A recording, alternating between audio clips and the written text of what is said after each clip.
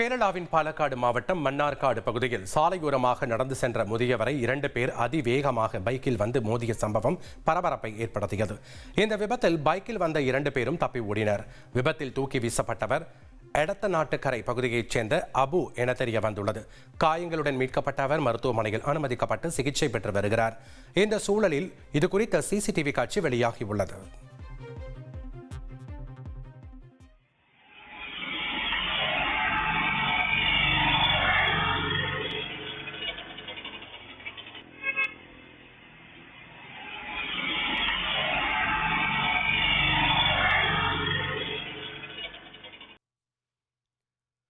சென்னையில் உள்ள அசோக் நகர் பகுதியில் கண்டெய்னர் சரக்கு வாகனம் மரத்தில் மோதி விபத்தானது.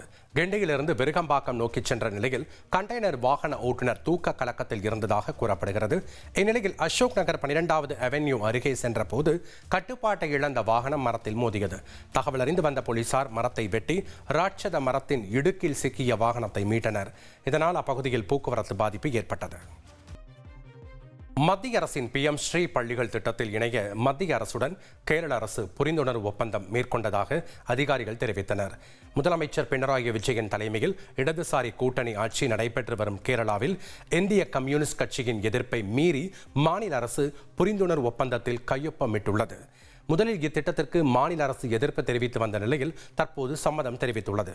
கேரளாவில் பல்வேறு கல்வி திட்டங்களுக்கு மத்திய அரசு வழங்க வேண்டிய 1500 கோடி ரூபாயை பெறுவதற்கு இத்திட்டத்தில் சேருவதே ஒரே வழி என்று கேரள கல்வி அமைச்சர் சிவன்குட்டி தெரிவித்துள்ளார். இனி செல்லும் இடமெல்லாம் செய்தி. தந்தி டிவியின் வாட்ஸ்அப் சேனலை ஃபாலோ பண்ணினா செல்ல இருக்கும் இடமெல்லாம் செய்தி. இதோ QR கோட் இப்பவே ஸ்கேன் பண்ணுங்க, ஃபாலோ பண்ணுங்க.